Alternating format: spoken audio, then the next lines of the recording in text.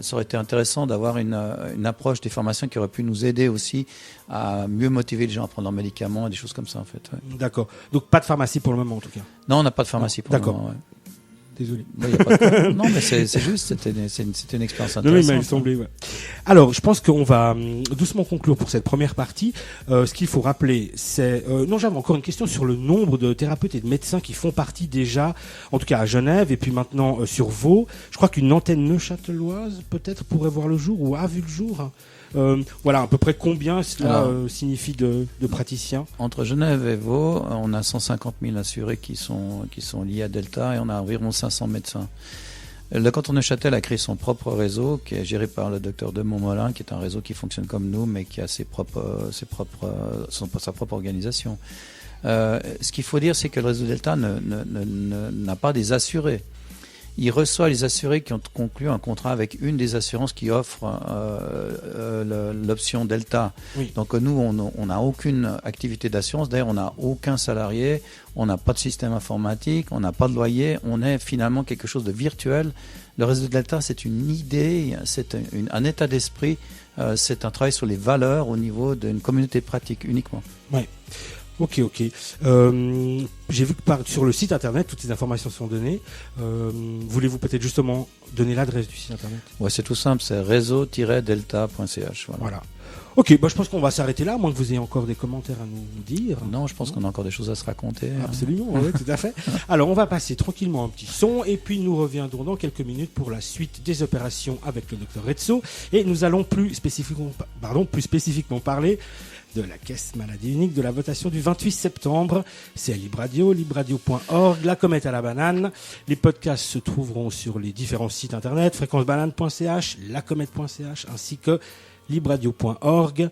On y va avec un petit son Telefunken, Feel Good. Your mind is like throwing sand in a delicate machine and hoping nothing goes wrong.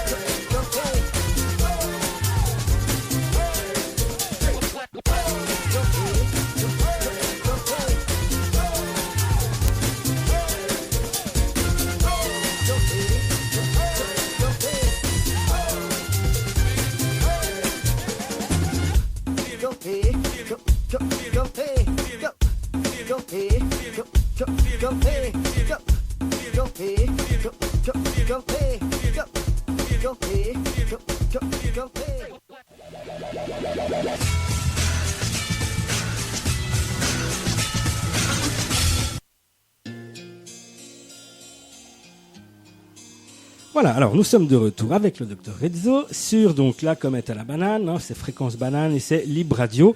Nous avons à peine conclu la partie de l'entrevue concernant le réseau Delta, donc auditrices, auditeurs, hein, on te recommande le site internet du réseau Delta, réseau-delta.ch. Voilà, donc une médecine, consciente, on pourrait dire, tiens, ce serait pas mal, c'est une médecine consciente. En tout cas, voilà, un vrai rapport différent entre le docteur, l'équipe et puis le patient. Voilà, alors nous allons maintenant s'atteler à un sujet un tout petit peu plus compliqué, comme on le disait tout à l'heure en off. Il s'agit de la votation du 28 septembre, pour laquelle vous avez déjà toutes et tous reçu normalement le matériel de vote à la maison, qu'il est donc possible de voter par correspondance, si jamais. Et voilà, ce vote, ça concerne donc la caisse maladie unique, dont nous allons maintenant parler. Cher docteur, vous-même êtes donc pour cette caisse unique, avec quand même quelques bémols, ou bien c'est vraiment à fond? Ça vous paraît évident qu'il faut absolument qu'on aille dans cette direction? On peut paraphraser le président de la Fédération des médecins suisses qui a dit qu'on avait le choix entre la peste et le choléra. D'accord. Donc pour vous, c'est plutôt on y va, mais on y va, voilà. C'est compliqué parce que forcément chacun a des arguments et c'est difficile de s'orienter dans les... Si on prend en concernant les patients, au fond, ce qu'on sait, c'est, j'ai déjà dit tout à l'heure, il y a un vrai challenge qui est devant nous, qui est en fait les maladies chroniques. De plus en plus, les gens n'ont pas une maladie et guérissent, ils ont des maladies chroniques. On a des cancers chroniques, on a des maladies coronariennes chroniques. Les gens vivent longtemps avec des maladies et on sait que ces maladies chroniques impliquent de travailler dans l'interdisciplinarité et qu'il faut travailler dans ce domaine-là et dans la coordination. Et le système actuel n'offre pas beaucoup de choses pour la coordination et la prévention. Et c'est vrai qu'il y a quelque chose à faire. Maintenant, est-ce que la caisse unique résout ce problème? C'est pas écrit, hein, donc c'est un peu la difficulté. Ouais. L'autre chose, c'est que tout le monde a ras-le-bol de voir ses primes augmenter. Mais là aussi, la caisse unique n'a pas de solution vraiment. Quand on leur demande aux gens qui sont les initiants, ils peuvent pas vous dire qu'ils savent qu'ils vont diminuer les primes, hein. Donc les problèmes que les gens rencontrent, c'est les primes essentiellement. Oui. Et le problème de santé publique qu'on doit affronter, c'est les maladies chroniques. Alors est-ce que la caisse unique est une bonne solution pour les primes et pour les maladies chroniques? C'est pas très clair, c'est un peu ça la difficulté. Ouais. Un des arguments, c'est de dire, voilà, il y a 61 caisses, je crois, à Genève. Donc il y a une concurrence qui s'installe entre elles. Donc clairement, finalement, la personne qui en reçoit les bénéfices de cette concurrence, c'est l'assuré. Et en fait, vous dites que pas tant que ça. Le problème de la concurrence, c'est que ça fait très longtemps que la concurrence n'est pas une vraie concurrence. Et là, les initiants ont raison. Il y a une sélection des risques qui est inacceptable. Complètement inacceptable. Cette sélection des risques, c'est assez compliqué de l'expliquer, mais elle est liée au fait que normalement, une caisse maladie qui a des gens qui coûtent cher devrait donner de l'argent, recevoir de l'argent des caisses qui ont des assurés qui coûtent bon marché. Pour faire simple, si une assurance n'avait que des gens jeunes qui coûtent rien, comme les primes sont en rapport avec les dépenses, si une caisse n'a que des gens jeunes, elle va avoir des primes très basses. Oui. Et quelqu'un qui a malheureusement une caisse maladie qui aurait que des gens âgés, elle coûterait une fortune et les primes seraient très élevées. L'État, depuis très longtemps, a construit ce qu'on appelle la compensation des risques, qui fait que les caisses qui ont des patients jeunes doivent donner de l'argent aux caisses qui ont des patients âgés. Ça, c'était la loi jusqu'à fin 2013. Cette loi n'était pas très cohérente parce que il y a des gens jeunes qui coûtent une fortune et puis il y a des gens âgés qui coûtent rien. Donc il n'y a aucun lien avec la morbidité et ça ouvrait, donc cette compensation des risques ouvrait la voie à la chasse aux bons risques. Donc c'est la loi qui mettait le cadre, qui permettait aux caisses maladies de faire de la chasse aux bons risques. Alors c'est quand même un peu, au fond, je trouve à peu près injuste de dire que c'est les assurances maladies qui ont inventé la chasse aux bons risques quand la loi qui a été construite est une loi qui permet ça et qui le permet consciemment. Oui. Parce qu'au niveau du Parlement, il y a des gens qui disaient on veut pouvoir se désolidariser et il n'est pas important que cette compensation des risques compense tout. Mmh. Donc ça, c'était jusqu'à fin 2013.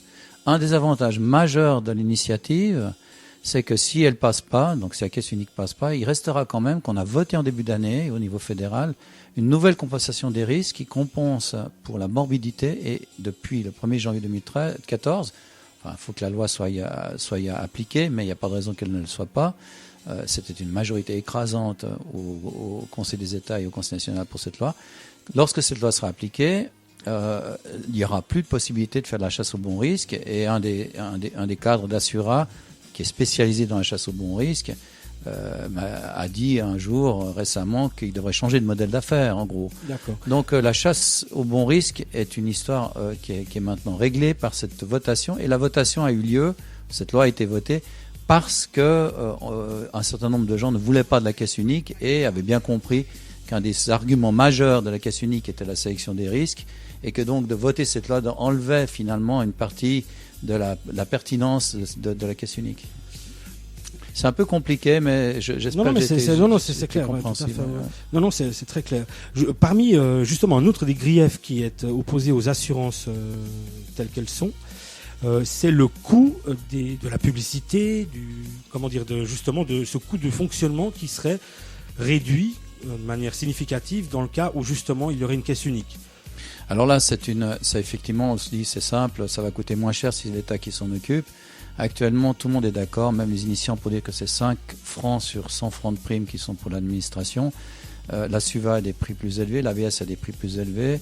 Donc les caisses fédérales qui font de l'administration de la gestion ont des frais de fonctionnement qui sont plus élevés que les caisses maladie actuellement. Donc il est possible que dans ces 5%, il y ait de l'argent qu'on puisse économiser, mais les 5% sont probablement actuellement inférieurs à ce que ferait l'État lui-même. Il y a même des initiants qui ont dit on va quand même laisser les caisses maladie faire la gestion parce qu'ils sont plus performants que nous. Donc c'est pas évident que le passage à la caisse unique va diminuer les frais administratifs, dont les frais de publicité font partie. Hein. Oui, Donc, oui. En plus, les caisses maladie, je ne sais pas si c'est vrai ou c'est faux, disent que cette publicité est financée par les assurances complémentaires qui ne sont pas touchées par la votation. Voilà, c'est ce que j'allais vous demander. Les assurances complémentaires, les différents rabais, eux, ne changeraient pas, quoi qu'il en soit. Alors, on parlait de rabais. Il y a les rabais sur l'assurance de base, parce qu'il y a toujours, les gens ne comprennent pas toujours très bien, c'est deux lois très différentes.